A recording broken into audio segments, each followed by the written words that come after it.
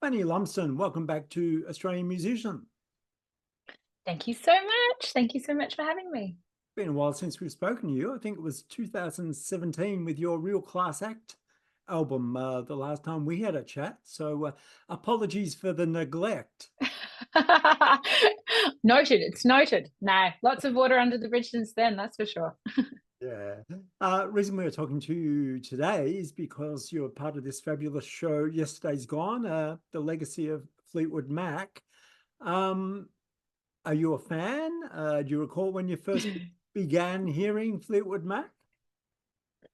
I think Fleetwood Mac songs are like are kind of just like so much part of the musical landscape that you just absorb them from an early age. And I honestly could not tell you the first time because I feel like I just knew them. You know, when you just like those songs that you kind of always just know. You just like, oh yeah, I know that song. So yeah, I am a fan.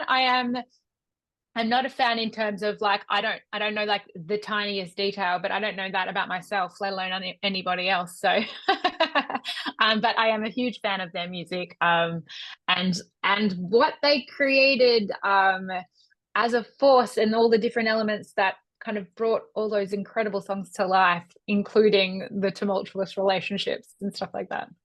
Yeah. The last time the show played, you weren't in it. Um, No. so you're playing along with Kav Temperley, Charlie Collins, and currently Andrews.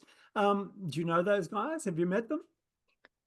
I have. I haven't met Karen, but I've met the others. And yeah, the great thing about the Australian music industry is that it's pretty small. So that means that everyone gets to meet each other at some point. So I'm looking forward to it though.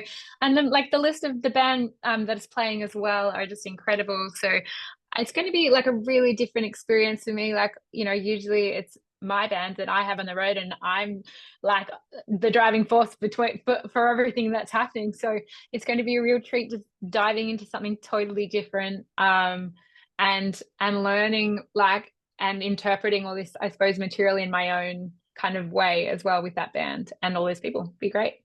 So when you get together with a bunch of artists to sing harmonies, you don't know what the overall sound is going to be until you do it. That must be an exciting proposition.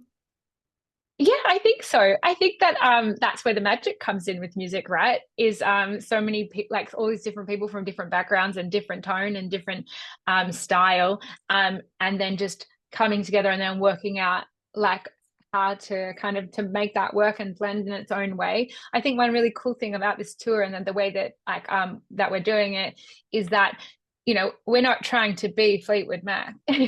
We're trying to celebrate these songs in a way that is true to us as artists as well, which I think is a really great way to do it. I think it's a way to really honor those songs and the strength of them as well. So yeah, we'll see what happens when we're all chucked into a melting pot together. Yeah. So do you get to have a word in selecting the songs, or that's been decided already? That has actually been decided. Yeah, I got a list because I'm like I'm coming in and trading spots with Lisa Mitchell, who was the spot beforehand. I get to benefit from all of their previous decisions, which are good ones. So I'm fine with it. I'm definitely fine with it. And it's kind of nice because Lisa and I went to high school together as well. So I think that that's a cool little a little trade point. Yeah. So do you get to have a strum of the guitar as well, or is this just a singing gig? I do. I get to play. Well, I know that I get to play on. I get to perform Landslide, which is great, and I'll get to play it as well, which is I really love because I obviously play almost like on all my shows. So and write everything on the guitar and piano. So it'll be fun to kind of interpret that song and then bring it to the band in my own way as well. And it's an interesting that for me that song as well because I actually discovered my love for that song through the Chicks, which is great because you know I obviously come from the broad church of country music, and I love that my entry point to Fleetwood Mac was through a country band. But I was talking about this recently, and my husband he actually said that his entry point to Fleetwood Mac was actually through Smashing Pumpkins when they covered Landslide. And Yeah. I just think that that says so much about the song, that like these songs can be interpreted in so many different genres, and then all these different people discover like, I don't know, how much they love a different band. Or I just think it just really speaks to the strength of the song, and it's just great. Yeah. There've been so many versions of Fleetwood Mac. Do you know how far back into the catalogue that this show goes? Um, I like there's definitely I think it starts with, because I wasn't there for the inception. I haven't really been privy to these decisions and like why they made different decisions, etc. However, I do know there's like songs from the Fleetwood Mac album.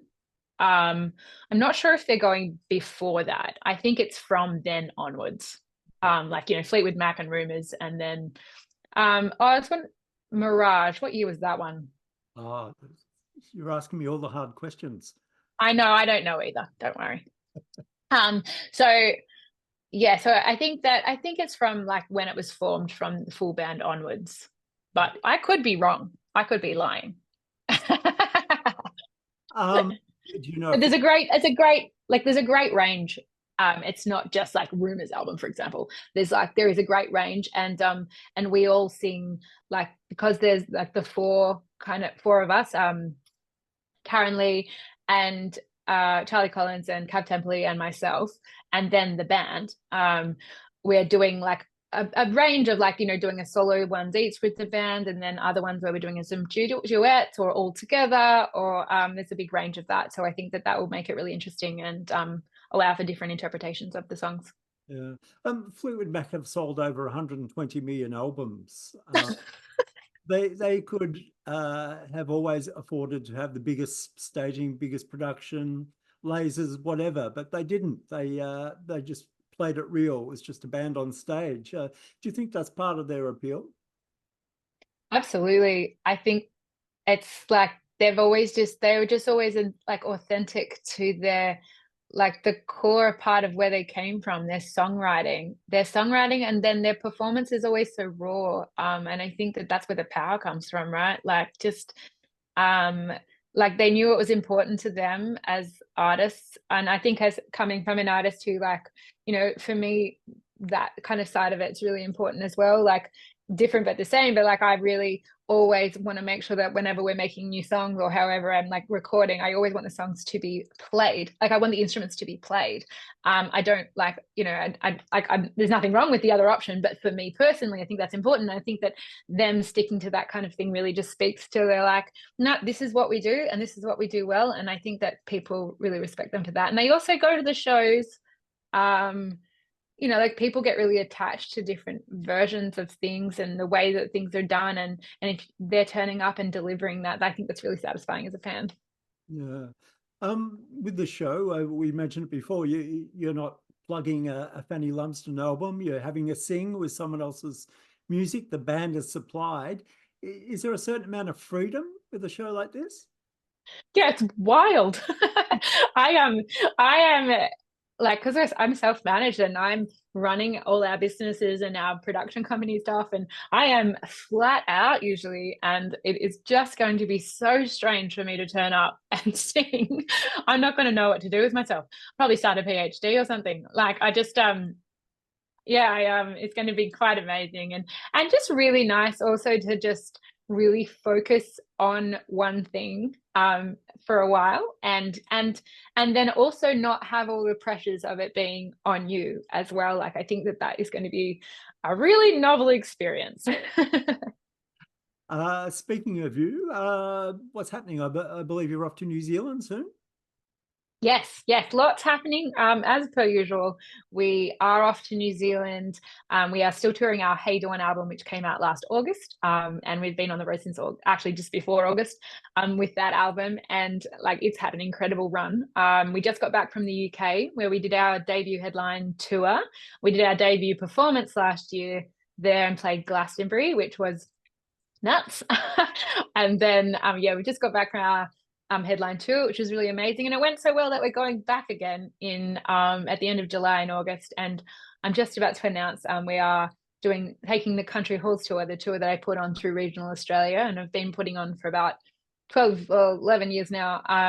We've played in hundreds and hundreds of halls all over Australia. So we're taking that to Scotland. And so that will be happening as well. And then, yeah, doing the tour through the UK in August, coming back. We've also got Big Red Bash and Monday Monday. So lots of live stuff happening. And then I'll be doing the Fleetwood Mac tour, which will be just incredible. And then I'm going out later in the year to do a tour called Story Club. So I did a thing last year where it was like kind of like book clubs for songs, where it was like one song a week, and we all came together and we discussed it and stuff like that around my album. And so I'm going to take that concept on the road and do a really like intimate storytelling kind of tour, which will be really lovely. Okay, you mentioned all of that without mentioning Dolly Parton. I did. I did. That was a slight, yeah, I don't know. That was probably so big that I just sometimes forget to mention it. Yeah, won the ARIA for Best Country Album presented by Dolly Parton. And I think from now on, I'll now introduce myself. I mean, I didn't do it today, but I probably should introduce myself as Dolly Parton said my name, Fanny Lumsden. Oh, and Dolly Parton said my name, Fanny Lumsden. So yesterday's gone. The show's around Australia, August, September. What are you looking forward to most about these shows?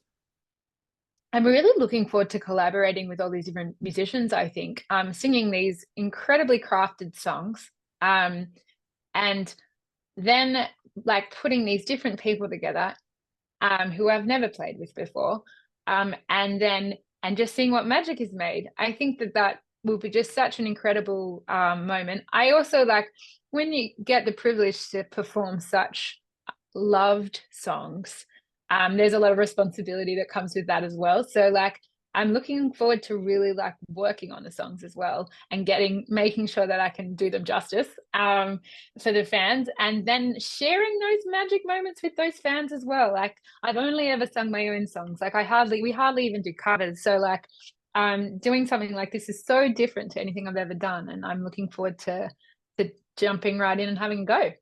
Yeah. Well, we're certainly looking forward to seeing the shows and whatever else you're up to. Thanks for joining us.